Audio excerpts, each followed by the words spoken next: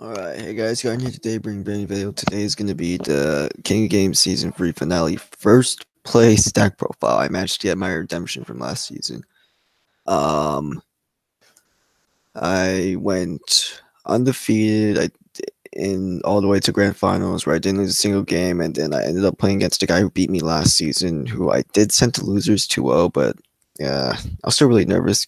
You know, he was on like a kind of a rampage in the losers bracket, kind of like last season finale, but I managed to 2 him again, thankfully, and yeah, it was really a dominant performance from me. I really made this deck just to win the season finale because looking at the bracket, I knew that I like my first round opponent was a Sky Striker player, and then I knew that my round 2 opponent um would be the Goki player, and then winners finals, I knew that I had to either play. I probably had to play against the Sky Striker player, aka Darkness, or there was like a chance I was going to play against BAs, but I wasn't too sure. And the BA player ended up getting fourth, but yeah, I didn't get to play him, which is kind of a shame because I still like made this deck so I could beat BA still. Um, this deck is really weak to pens. Like this deck gets destroyed by pens. In all honesty, Pendulum's just destroyed the deck, but nobody in the finale was playing it, of course. And I mean, thank God I didn't play against it. The deck was me using. I was the only Trickstar player. There was two Sky Striker players, a Goki player, an Altergeist, a Burning Abyss, and who was the other guy? Hold up. Oh yeah, and a True Draco player.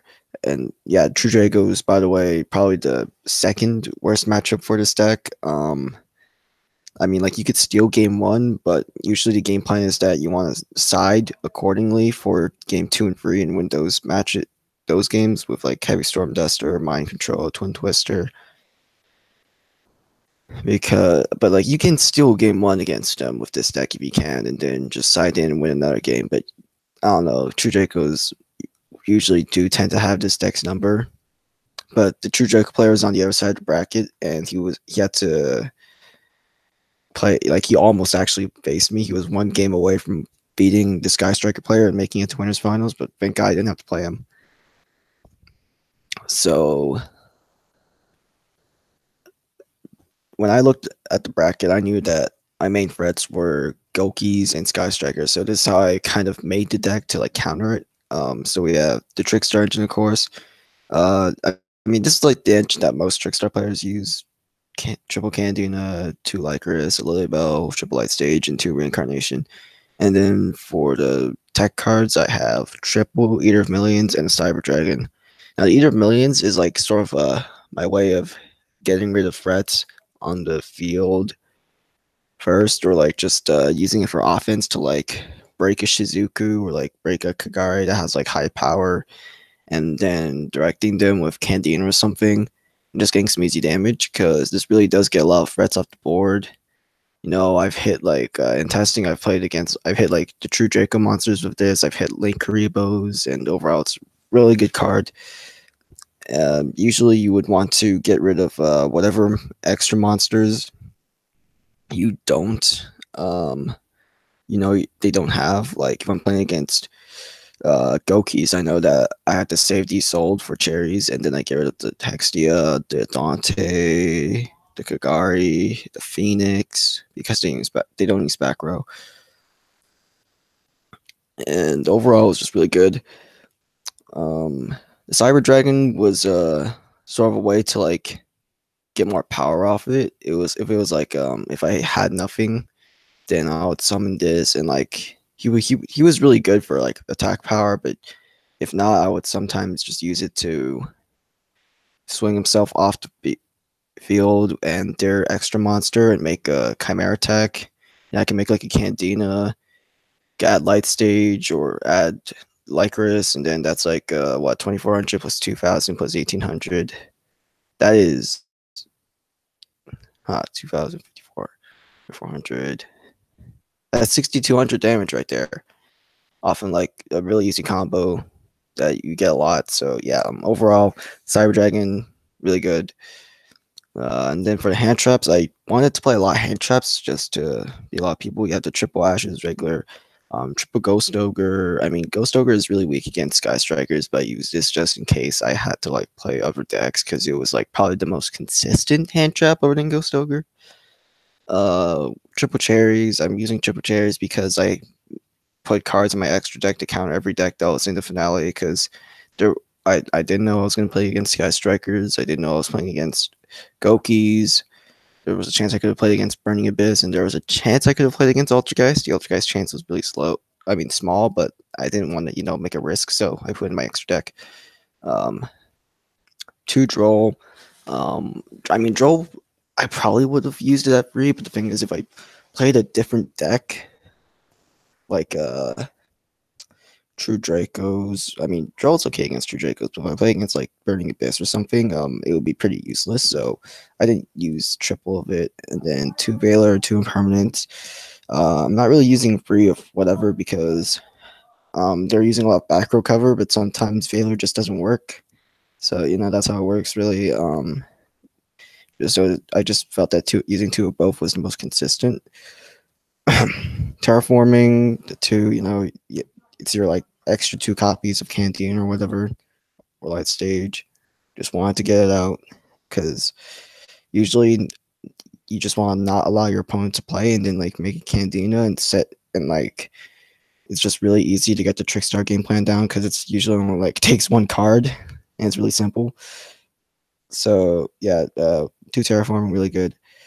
Scapegoat, pretty standard really in a Trickstar deck. I got some text for you that I'll show you later with the Scapegoat. Goes in match. This was the floodgate that I played because it played really well against pretty much every deck. Burning Abyss can't. It plays well against Burning Abyss. Plays well against Sky Strikers. Like Sky Strikers literally have to get some sort of spell and trap card destruction, or else they literally can't play when this card's on the field. Gokis can't play if it's on the field.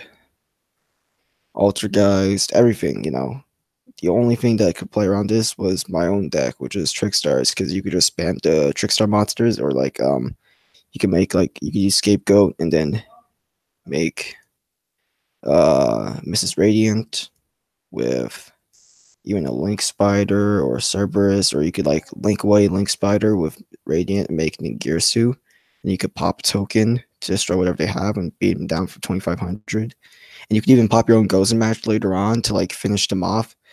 It's really good. I played one Judgment, two Strikes. I didn't really like Warning because I wanted to just negate whatever they had that had to do with monster effects. I didn't really feel like the spell cards too much of a problem, really, because at the end it would just lead to a monster, and that monster would get negated anyway. So yeah, I just used one Judgment, two Strikes, and then two Galaxy Cyclone. This was like I think standard. I really like this card. It's really standard for me to use it in my decks like Sky Strikers or Trick Stars because they get rid of back row really well, and then you could use the next turn to like pop the multi-roll or pop a field spell because lots of people use field. There's a lot of field spell usage nowadays, and overall it's just really good. So onto the side deck, I have two evenly matched.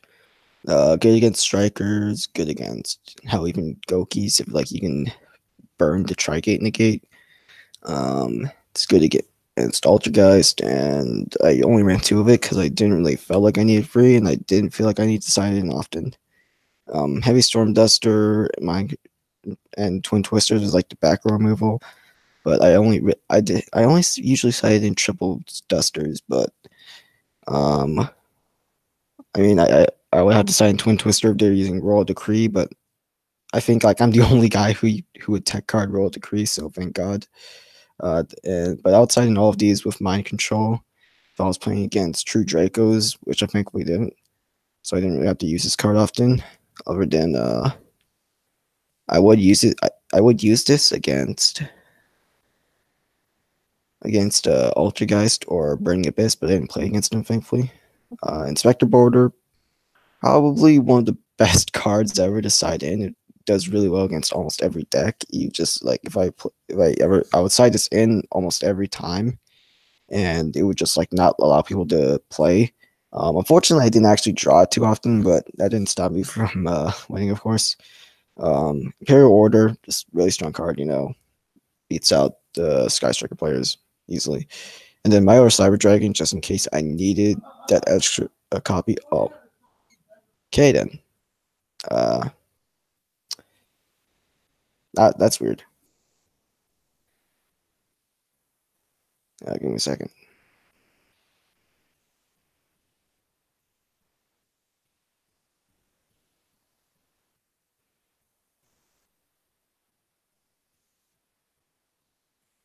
What is going on? Oh, there we go.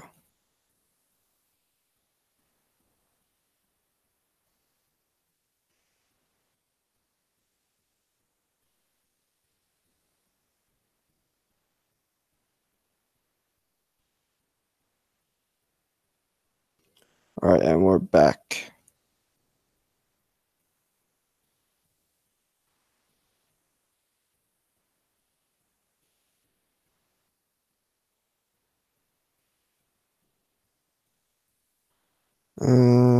Okay.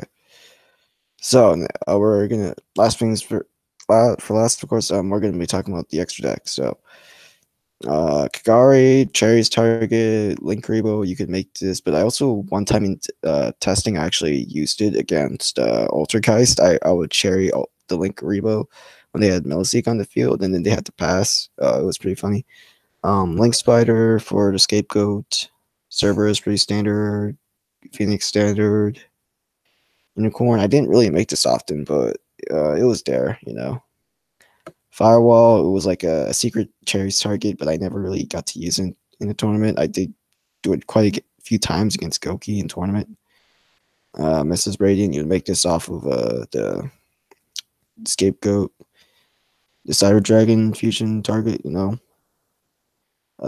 Really, really strong card. You would make a scapegoat as well. This card was like really clutch in testing. I didn't really get to use it in the tourney either, but it was there. I didn't get to use this card either, but it was really strong against Sky Striker because you would like destroy their monster and beat them down, and they couldn't chain raise effect because you could just negate it. It's really good. Cherry's target, Cherry's target, Cherry's target, and this was like really strong if you had goes in matchup and like you could easily beat down people. Unfortunately, I didn't get to do it this tournament in the tournament either, but it was nice. And yeah, another thing was that like one time in testing, I think he comboed me, and all I left in my hand was Ear of Millions and Cyber Dragon. And what I would do is that I'd summon the Cyber Dragon, I'd link away the Cyber Dragon. I mean, I'd fuse the Cyber Dragon with a Mermaid to make a Chimera tech, and then they wouldn't have the Trigate negate because they lost a co-link. And then I would summon Eater of Millions, and Eater of Millions would kill the Gumblar. Chimera tech would kill the